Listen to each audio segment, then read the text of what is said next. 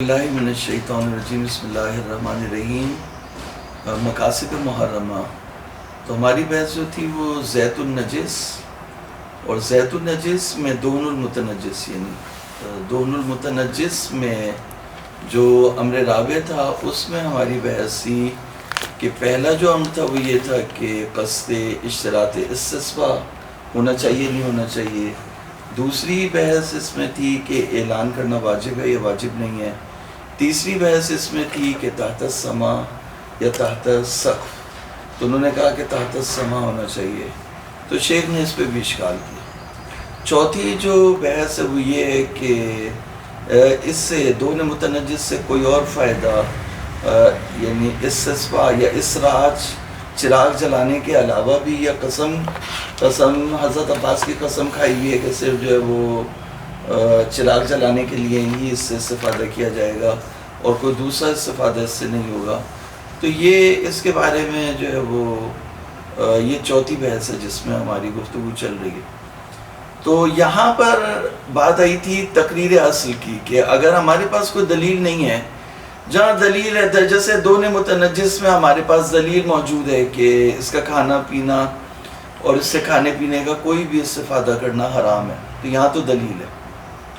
لیکن جیسے صابن بنانا ہے، تو صابن بنانا ہے، یا مثال کے طور پر جو شخص جرب کی اسکن کی ڈیزیز میں مبتلا ہے، اس کے لیے کوئی آئنٹمنٹ یا آئل لگا کے وہ نجس سیل سے آئلنگ کرنا جس سے اس کے بیماری میں بہتری واقع ہو جائے، یا اسے کوئی آئنٹمنٹ بنانا جس سے بہتری واقع ہو جائے، یعنی تیل کو تیل کی حیثیت سے ملنا نجس سیل کو، یا اس کو جو وہ مشینوں میں سفینوں میں اس طرح کی چیزوں میں استعمال کرنا جائز ہے یا جائز نہیں ہے۔ تو شیخ نے کہا کہ تقریر اصل کر لینی چاہیے پہلے کہ اصل جواز ہے یا اصل منع ہے، تو کہا کہ پرانے جتنے لوگ ہیں وہ تو سارے کے سارے اسی کے قائل ہیں زیادہ تر کہ منع، لیکن شیخ نے کہا کہ منع کی جو اصل انہوں نے تقریر اصل کی ہے وہ صحیح نہیں کی انہوں نے، تو ان کی جو دلیلیں ہیں وہ جو انہوں نے تقریر اصل کے لیے انہوں نے استدلال کیا، تو کس سے کیا؟ تو انہوں نے کہ شیخ نے کہا کہ 3 آیتیں ہیں جس سے انہوں نے استدلال کیا، 2 روایتیں ہیں جس سے استدلال کیا ہے، اور 3 اجماعات ہیں۔ کتنے ہو گئے؟ 3 آیتیں، 2 روایتیں، 2 طرح کی روایتیں، 3 اور 2 5، اور 3 اجماعات 8۔ تو یہ 8 دلیلیں ہیں، یہ 8 کی 8 دلیل کا جو ہے وہ شیخ نے جواب دیا ہے، اور شیخ نے یہی کہا کہ اصل جو ہے وہ جواز ہے، جیسے جواز کل شیء۔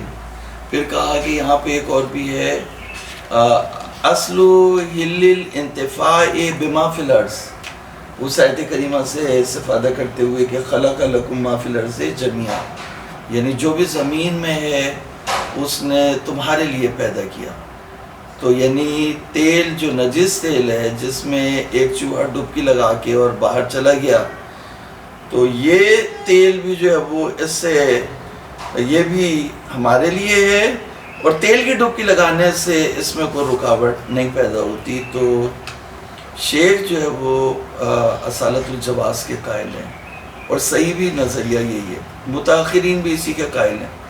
اب شیخ نے جو پہلی دلیل تھی آیت کریمہ مخالفوں کی، لیکن مجتہد اس وقت ایسا آپ کہیں میری نظر یہ، میری نظر نہیں ہوتی، میری نظر اس وقت ہوتی ہے جب پہلے جو رائج نظریات ہیں ان کو آپ ثابت کر دیں بالکل کرسٹل کلیئر کہ باطل ہے، اگر ان کو آپ گرا دیں تو پھر آپ اپنی عمارت کھڑی کر سکتے ہیں، ان کو گرائے بغیر آپ صاحب نظریہ نہیں ہو سکتے۔ یہ نہیں کہ میں نہیں مانتا تھوڑی ہو جہالت ہوئی، یہاں تو دلیل چلتی ہے۔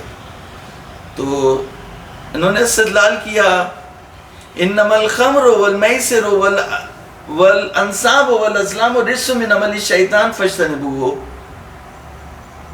تو فاجتنبوہ فائے تفریح ہے، یہ 4 چیزیں رجس ہیں، بس ان سے دوری اختیار کرو۔ اس کا مطلب ہے صرف ان 4 چیزوں سے دوری نہیں اختیار کرو، بلکہ ہر وہ چیز جو پلیدی ہے اس سے دوری اختیار کرو، اور جو متنجس تیل ہے جس میں چوہا مر گیا ہے، چوہا ڈبکی لگا کے چلا گیا، چوہا مر گیا اس کے اندر، تو وہ بھی جو ہے وہ پلیدی ہے، تو اس سے تم دوری اختیار کرو۔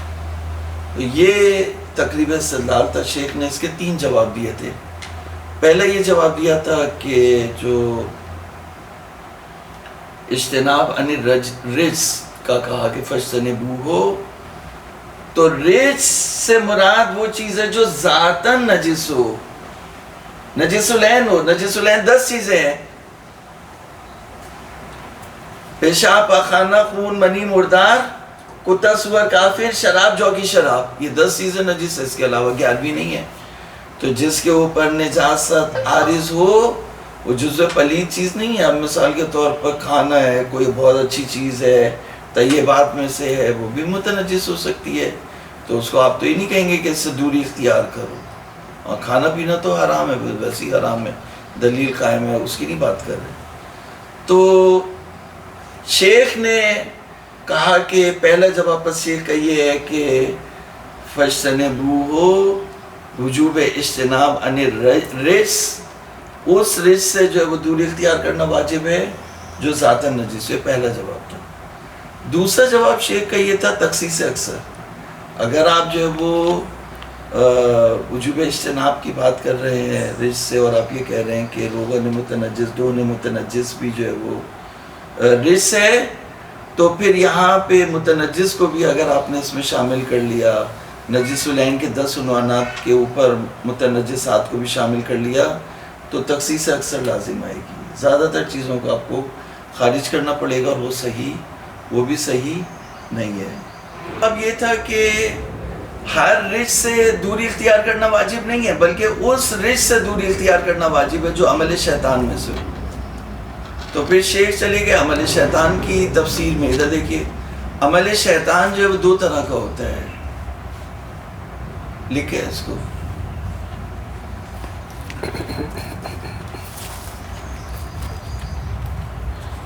یہ لکھو تو کلی تقسیم کروائی تھی، نہیں یہ ایک چیز لکھی۔ عمل شیطان 2 طرح کا ہوتا ہے، لکھے ہیں، اس کو چھوڑ دیں۔ عمل شیطان 2 طرح کے ہوتے ہیں۔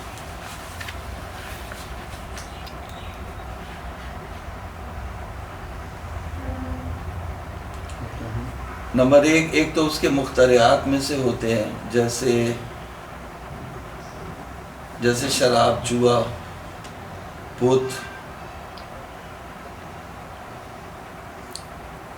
کس میں ہوتے؟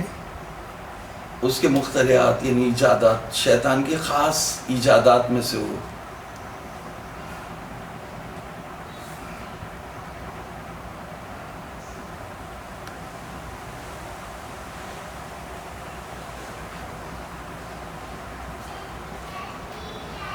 جیسے شراب، جوا اور بت۔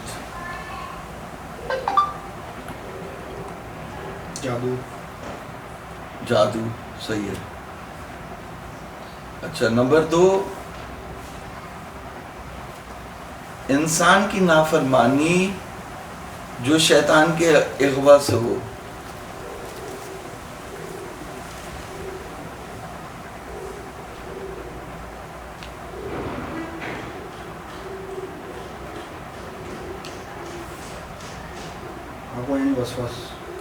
ہاں بس تو یعنی جو بے اغوائی شیطان ہو، شیطان کے اغوا کرنے سے ہو، جیسے سارے گناہ، جیسے تمام گناہ جو شیطان کی طرف سے ہوتے ہیں۔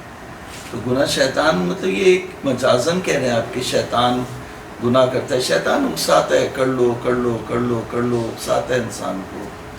اگر انسان اس کی سنے تو وہ مبتلا ہو جائے گا گناہ میں، اگر مخالفت کرنا شروع ہو جائے اس کی تو پھر جو ہے وہ گناہ سے بچ جائے گا۔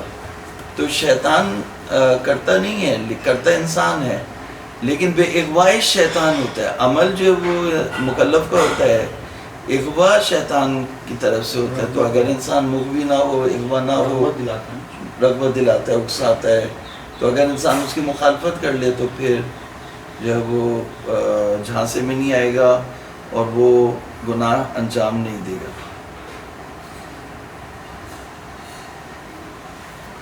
تو اگر چوہا جس تیل میں ڈوب کے مر گیا تو اس تیل سے پرہیز یعنی اس تیل سے اگر آپ پرہیز نہیں کریں یا اس تیل کو بیچ دیں تو یہ عمل شیطان میں سے نہیں ہے. یعنی آیت میں پہلی صورت شامل ہے، دوسری نہیں ہے. ہاں دوسری نہیں ہے. آیت سے مراد لکھیں، آیت کریمہ میں وجوب اجتناب سے مراد آیت کریمہ میں جو کہا کہ فَاجْتَنِبُوهُ ہو، وجوب اجتناب سے مراد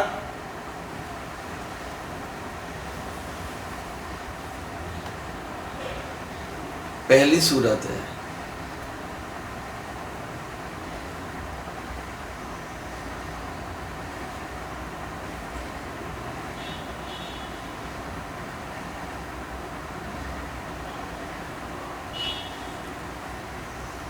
اس لیے دونوں متناقض جو ہے اس کو یعنی جیسے جو گناہ ہے، گناہ انسان انجام دیتا ہے بے خواہش شیطان کے وسوسے کرنے کی بنیاد پر جو گناہ انجام دیتا ہے، وہ گناہ کو آپ کہہ سکتے ہیں کہ رجس سے نہیں. وہ چیزیں جو شیطان کی اختراعات میں سے، ایجادات میں سے ہیں، جیسے شراب ہے یا جوا ہے یا بت ہے یا اور دوسری چیزیں ہیں، کانسرٹ ہے، ڈانسنگ ہے، اس طرح کی جو چیزیں ہیں یہ شیطان کی اختراعات میں سے ہو سکتی ہیں. ان پہ رجس کا اطلاق ہو سکتا ہے. لیکن وہ عمل جو شیطان کے بھٹکانے سے انجام پائے، جیسے چوہا جس تیل میں مر جائے اس تیل کو بیچنا نہ بیچنا، یہ جو ہے نہیں کہیں گے کہ رجس من عمل الشیطان. ٹھیک ہے، واضح ہو گیا. یہ تیسرا جواب ہے. تو اب یہ تین جوابات جب آپ کے سامنے واضح ہو گئے تو دوسری آیت کریمہ سے استدلال بھی جو ہے وہ واضح ہو جائے گا کہ دوسری آیت کریمہ میں پہلے دو جواب آئیں گے لیکن من عمل الشیطان نہیں آئے گا. وَالرُّجْزَ فَاهْجُرْ. تو پہلی آیت کریمہ یہ تھی کہ انما الخمر والمیسر والانصاب والازلام رجس من عمل الشیطان فاجتنبوہ. تو یہ پہلی آیت کریمہ تھی، اس میں تین جواب دیے. تو تیسرا جواب اسی سے مخصوص ہے. لیکن دوسری آیت کریمہ یہ وَالرُّجْزَ فَاهْجُرْ لکھو. دوسری آیت کریمہ جس سے استدلال کیا محمد علی، دوسری آیت کریمہ جس سے استدلال کیا وہ یہ ہے وَالرُّجْزَ فَاهْجُرْ. حضرت یہ آیت ہے. جی آیت ہے وَالرُّجْزَ فَاهْجُرْ، سورہ مدثر کی آیت کریمہ ہے. اگر قرآن پڑھتے ہو آپ تو سورہ مزمل مدثر، تو اس میں کہا کہ یا ایھا المدثر قم فانذر وربک فکبر وثیابک فطہر والرجز فاہجر. تو جو دو لفظوں کی آیت کریمہ ہے والرجز فاہجر، تو ترکیب اس کی فاہجر جو ہے وہ فعل امر ہو گیا اور رجز جو ہے وہ مقدم ہوا ہے اس کے اوپر، اس کا مفعول ہے. تو واہجر الرجز یعنی رجز یعنی رجس. لکھیں آیت، دوسری آیت والرجز فاہجر. پہلی آیت کریمہ تو یہ ہو گیا انما الخمر والمیسر، دوسری آیت کریمہ انما الخمر والمیسر، دیکھ کے لکھ لو، یہ پہلی ہو گئی. دوسری آیت کریمہ لکھو والرجز فاہجر. تو تقریب استدلال وہی ہے جو پہلی والی کا تھا کہ رجز سے مراد رجز سے اور رجز سے دوری اختیار کرنی چاہیے. تو شیخ نے تین جواب دیے تھے وہاں کے، تیسرا جو تھا عمل شیطان سے متعلق تھا وہ جواب یہاں نہیں آئے گا. پہلے دو جواب آ جائیں گے کہ رجز والرجز فاہجر جس سے مراد رجز سے ہے، تو رجز سے مراد نجس العین ہے، نہ وہ جو متنجس ہو. اور دوسرا جواب یہ ہے کہ اگر متنجس روغن دو نے متنجس کو شامل کریں گے تو تخصیص اکثر لازم آئے گا. یہ دو جواب جو ہے وہ اس میں بھی آ جائیں گے. اس کی وجہ سے جو ہے وہ استدلال اگر کوئی کرے تقریر اصل میں کہ اصل جو ہے وہ منع ہے، المن من جواز البیع یا المن للانتفاع لیعمل بہ صابونا، یہ اس طرح کے استفادے جو دو کرتے اس میں وہ نہیں کر سکتے، اس سے استفادہ نہیں کر سکتے. واضح ہو گیا جی. جس سے استدلال کیا گیا ہے، اس سے استدلال کیا گیا وہ یہ ہے والرجز فاہجر. ٹھیک ہے. اب تقریب استدلال تو وہی ہے جو پہلے والی کا تھا. اچھا جواب بھی وہی ہیں جو پہلی والی کے تھے، ماں سے بعد تیسرے جواب کے. لکھو دو جواب جو وہاں 3 اشکال کیے گئے تھے، تیسرے اشکال کے علاوہ پہلا دوسرا اشکال یہاں پہ بھی آئے گا. اپنے لفظوں میں لکھ لو.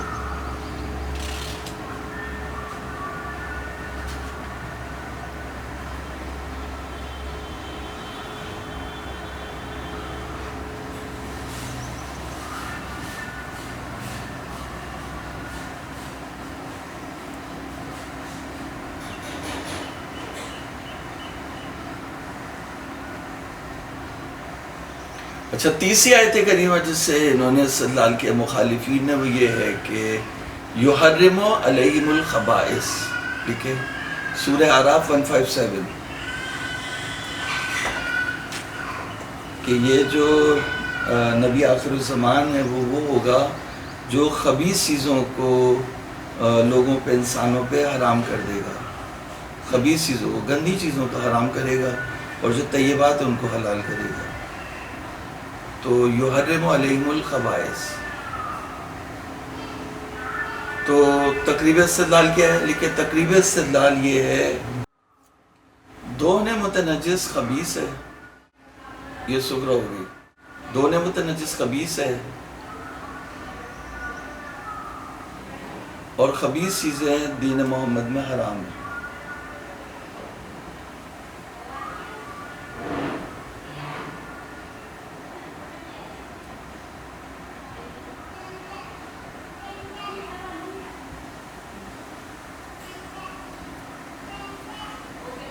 تو تقریباً استدلال سمجھیے آپ. یحرم علیہم الخبائث یعنی یہ نبی آخر الزمان جو ظہور کریں گے تو یہ وہ ہوں گے جو خبیث چیزوں کو لوگوں کے اوپر حرام کر دیں گے. تو یحرم علیہم الخبائث، خبیث چیزوں کو لوگوں کے اوپر حرام کر دیں گے. دون متنجس خبیث ہے، اور نبی آخر الزمان جو ہے وہ خبیث چیزوں کو بطور مطلق لوگوں پر حرام کر دیں گے. تو یہاں پہ حرمت مطلق آئی ہے، تمام چیزیں، تمام استفادے جو ہے وہ خبیث چیزوں سے جو ہے وہ حرام کر دیں گے. تو شیخ کہہ رہے ہیں انسان کو تھوڑی عقل استعمال کرنی چاہیے کہ سارے استفادے کیسے حرام ہو سکتے ہیں. لیکن اگر ہم مان لیں کہ چلے ٹھیک ہے سارے استفادے جو ہے وہ حرام ہیں، تو یہاں پہ تو حرمت مطلق آئی، کوئی قید تو آئی نہیں. یہاں پہ کہا کہ یحرم علیہم الخبائث، تو سارے استفادے حرام ہیں اس سے. تو یہ کہا سارے استفادے حرام ہیں، لیکن ایک قرینہ ہے، وہ قرینہ جو ہے وہ اسے تقید کر دیتا ہے صرف کھانے پینے کے اوپر اس حرمت کو. یہاں پر ایک قرینہ ہے، وہ قرینہ ہاں شیخ کہہ رہے یہاں پر ایک قرینہ ہے، وہ قرینہ حرمت مطلقہ کو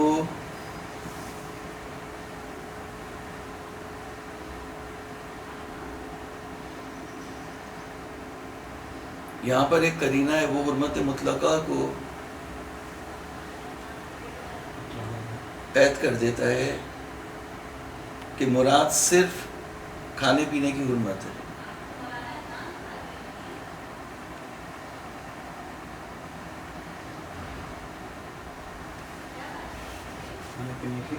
حرمت ہے. یحل لہم الطیبات، اسی آیت کریمہ میں آیا یحل لہم الطیبات. تو طیبات میں کیا حلال کیا؟ طیبات کو حلال کیا. تو حلال کیا کیا؟ کھانا حلال کیا نا. تو جب کھانا حلال کیا تو حرام جب کیا تو وہ بھی کیا ہوگا؟ کھانا ہوگا. تو حرمت مطلق مراد نہیں ہے، کھانے پینے کی حرمت جو ہے وہ ہے یہاں پر خبیث چیزوں میں. خبیث چیزوں سے جیسے مثال کے طور پر گوبر ہے، گوبر کو گائے کے گوبر کو خشک کرتے ہیں، اس کو پھر گونتے ہیں، پھر اس کو جو ہے وہ بنا کے پات بنا کے جو ہے وہ دیوار پہ لگاتے ہیں، پھر اس کو خشک کرتے ہیں، دھوپ میں وہ خشک ہوتا ہے، پھر اسے اپلا بنا کے جو ہے وہ ایندھن سے جلانے کا کام دیتے ہیں. ابھی ویسے ہی جو ہے وہ گیس شارٹ ہو رہی ہے اور اس کی وہ چل رہی ہوتی ہے، تو گیس اگر نہیں ہوئی ہے جیسے پہلے نہیں تھی تو لوگ اسی کو ایندھن کے طور پر استعمال کرتے تھے. تو حضور صلی اللہ علیہ وآلہ وسلم نے کیا اس کو حرام قرار دیا؟ نہیں، خبیث چیز کو کہ کھانے کو حرام قرار دیا، کیونکہ جب طیبات کے کھانے کو حلال قرار دیا تو یہ قرینہ مقابل ہے کہ خبیث چیز کے کھانے کو حرام قرار دیا. حرمت مطلقہ مراد نہیں ہے، حرمت مقیدہ مراد ہے، تو سائر انتفاعات جو ہے وہ کیا ہو جائیں گے؟ حلال ہو جائیں گے. اس کی بدبو کھانے میں آ جائے گی. جی اس کی بدبو کھانے میں آ جائے گی. نہیں، فرض کر لیں کھانا نہیں بنا رہے، کوئی اور چیز کا کام کر رہے ہیں، اسے ایندھن یعنی کسی اور چیز کے لیے استعمال کر رہے ہیں، تو پھر مین چیز جو بات سمجھنے کی ہے وہ یہ کہ حرمت مطلق ہے یا مقید ہے. جب آپ نے کہا یہ کرینہ ہے جو حرمت مطلقہ کو حرمت مقیدہ میں تبدیل کر دے گا، تو اس کا مطلب یہ ہے کہ حرام صرف جو ہے وہ کھانا پینا ہے، باقی چیزیں حرام نہیں ہے. تو حرمت مطلقہ آپ اسے لے رہے ہیں، تو یہ ضعیف ترین دلیل، شیخ نے کہا اضعف من الکل، ضعیف ترین دلیل جو ہے وہ یہ تیسری آیت کریمہ ہے جس سے انہوں نے استدلال کیا ہے.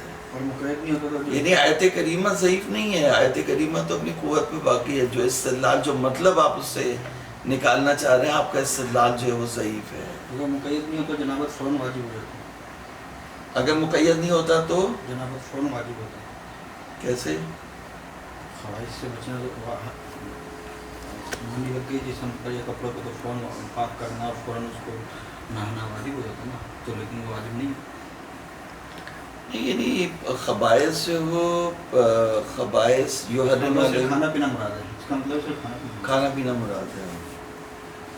وہ رجس و فاجر وہاں پہ یہ ہوتا ہے کہ پلیدی سے دوری اختیار کریں، یعنی اس کو منی کو جو ہے وہ خبیث چیز میں ہے، بے شک ہے، لیکن اس سے زیادہ اس کو پلیدی میں آتا ہے، یعنی نجاسات میں آتا ہے. تو پلید چیز والی بات وہ زیادہ جو پہلی دو آیتیں ہیں ان سے استدلال کر سکتے ہیں. اس میں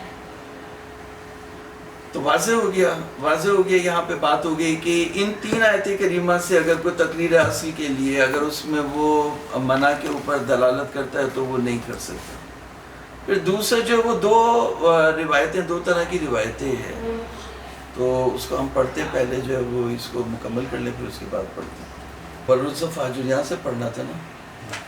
وَمِن بَعْضِ مَا ذَكَرْنَا يَسَر، جو بعض ہم نے ذکر کیا نہیں، ہم نے 3 جوابات دیے تھے، اس میں تیسرا جواب عمل شیطان والا نہیں آئے گا. پہلے 2 جواب تخصیص اکثر اور نجاست عارضی اور نجس العین، وہ والا جواب جو ہے وہ اس سے ظاہر ہو گیا ضعف الاستدلال علی ذالک، ضعف استدلال علی ذالک، یعنی دون متنجس کے اوپر بقوله تعالی والرجس فاہجر بناء علی ان الرجس هو الرجس.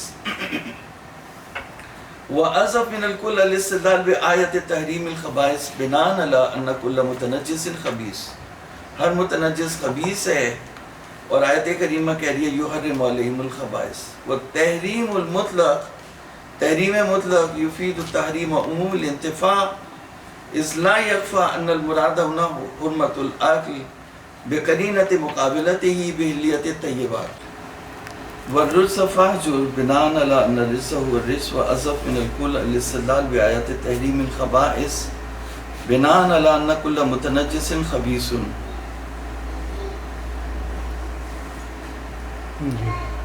والتحریم المطلق یفید التحریم عموم الانتفاع اذ لا یخفى ان المراد هنا حرمت الاکل بقرینۃ مقابلتہ بحلیت الطیبات. جب آپ اس کو اس قرینے سے جو ہے وہ مقابلہ کریں گے اس کا کہ نبی کریم صلی اللہ علیہ وآلہ وسلم نے طیبات کو حلال قرار دیا، تو طیبات تو ہیں ہی طیبات، اس میں کیا چیز حلال قرار دی؟ اسے کھانا حلال قرار دیا. تو جب حرام کیا تو اس سے بھی مراد جو ہے وہ کھانا ہے، کھانا پینا حرام ہے، نہ مطلق خبائث سے جو ہے وہ مطلق استفادات انتفاعات حرام نہیں ہے. وَأَمَّا الْأَخْبَارُ فَمِنْهَا مَا تَقَدَّمَ مِنْ رِوَایَتِ طُوفِ الْعُقُولِ حَيْثُ عَلَّلَ النَّهْیَ عَنْ بَیعِ وُجُوهِ النَّجِسِ. روایت طوف العقول میں آیا کہ او شیء من وجوہ النجس، تو نجس کا جو عنوان ہے، ایک چیز مثال کے طور پر جو ہے وہ میرا ہاتھ نجس ہو گیا یا میرا پاؤں نجس ہو گیا، تو اسے تو تھوڑی بولیں گے کہ نجس ہے، یہ تو نجاست اس کے اوپر عارض ہوئی ہے. تو اسی طرح سے ایک تیل جو ذاتاً جو ہے وہ پاک تھا اس کے اوپر نجاست عارض ہو گئی، تو اسے نہیں بولیں گے او شیء من وجوہ النجس، اس کو نہیں بولیں گے او شیء من وجوہ النجس.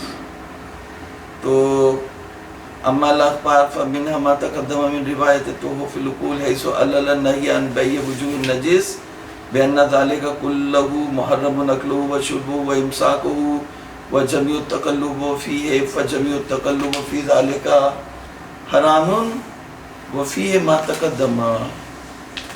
یہ تو جملہ تھا روایت تحف العقول کا، جس میں کہا تھا کہ نجس سے پرہیز کرنا جو ہے وہ نجس کا بیچنا خریدنا ہے، تکسب کرنا اسے حرام ہے، کیونکہ اس کا کھانا پینا رکھنا اور اس سے تمام استفادے حرام ہے.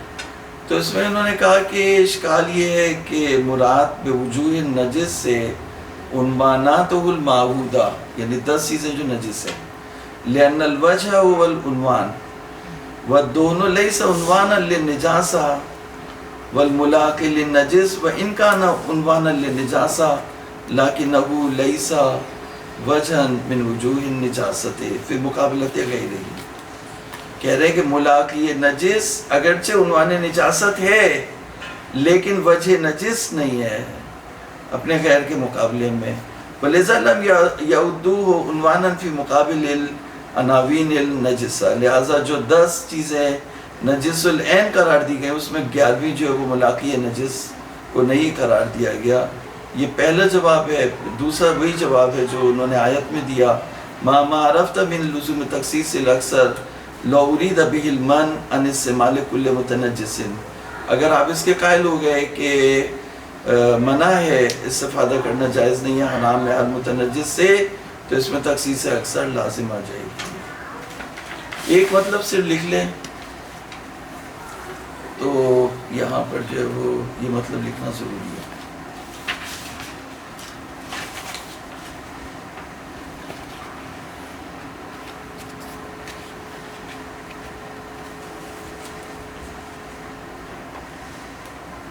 دو چیزیں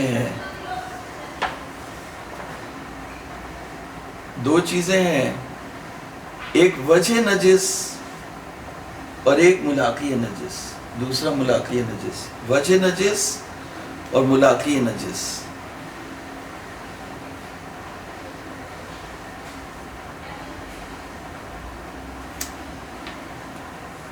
اور ملاقی نجس یعنی جسے ہم متنجس کہتے ہیں، ملاقی، اس کو شرع کی فقہ کی اصطلاح میں ہم بولتے ہیں ملاقی نجس. ہم ملاقی ابھی ملاقہ کہیں گے، ملاقہ نجس. ملاقی تو صحیح نہیں ہو، ملاقہ نجس. تو ملاقہ للنجس یا وجہ نجس، تو کہہ رہے ملاقہ للنجس، لیکن ملاقہ للنجس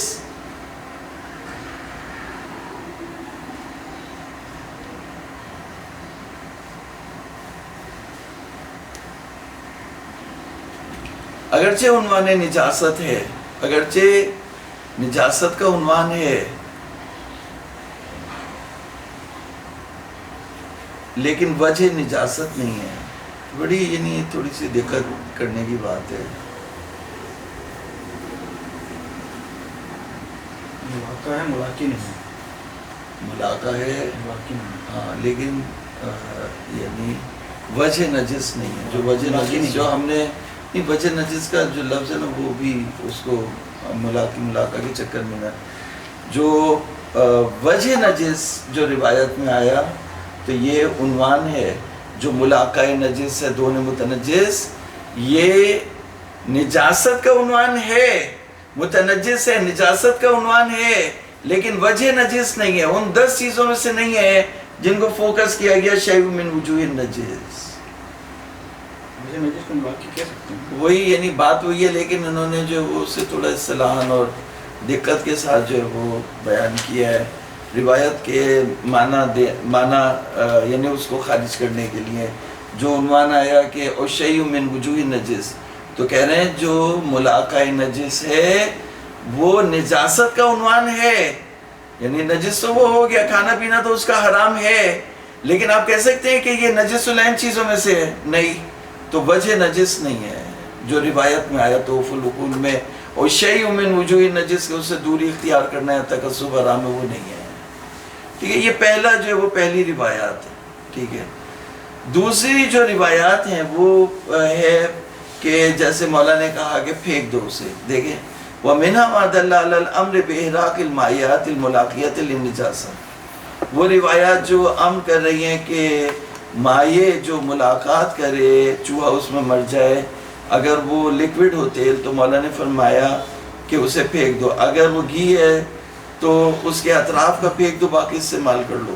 وَإِلْقَاءُ مَا حَوْلَ الْجَامِدِ مِنَ الدُّهْنِ وَشِبْهِهِ وَطَرْحِهِ وَقَدْ تَقَدَّمَ بَعْضُهُ فِي مَسْأَلَةِ الدُّهْنِ وَبَعْضُهُ الْآخَرُ مُتَفَرِّقَةً مِثْلَ قَوْلِهِ يُحْرِقُ الْمَرَقَ، مرق یعنی سالن کو پھینک دے گا، وَنَحْوُ ذَلِكَ وَفِيهِ أَنَّ الطَّرْحَ، شیخ کہتے ہیں کہ جب مولا نے فرمایا کہ پھینک دو تو پھینک دو سے کیا مراد ہے؟ کہہ رہے پھینک دو سے مراد یہ ہے کہ کھانے میں استعمال نہیں کرنا۔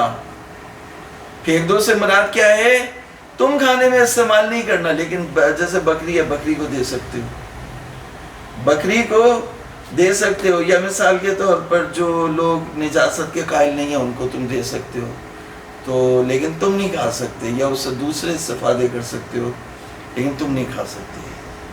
وفي أن ترى كناية عن عدم الانتفاع بها في الأكل فإنما ما أمر بتحريم جامد الدهن والزيت يجوز الاستسقاء به إجماعا، جب اسے تیل جلا کے چراغ جلا کے صبح کرنا، استسقاء کرنا اس سے جائز ہے۔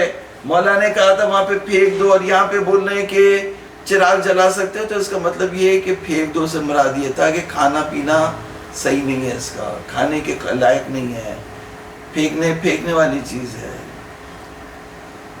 فالمراد اطراؤ من ظرف الدہن وترک الباقی للاکل، یعنی ظرف دہن سے اس کو پھینک دو اور باقی کو جو ہے وہ کھا لو۔ جو آلودہ ہو گیا جیسے گھی ہے، تو جو اطراف کا جو آلودہ ہو گیا وہ تم بڑا کا نصر ہے، گھی ہے جمع ہوا ہے تو بڑا ہے اس کو پھینک دو، اور جو باقی ہے اس کو چھوڑ دو۔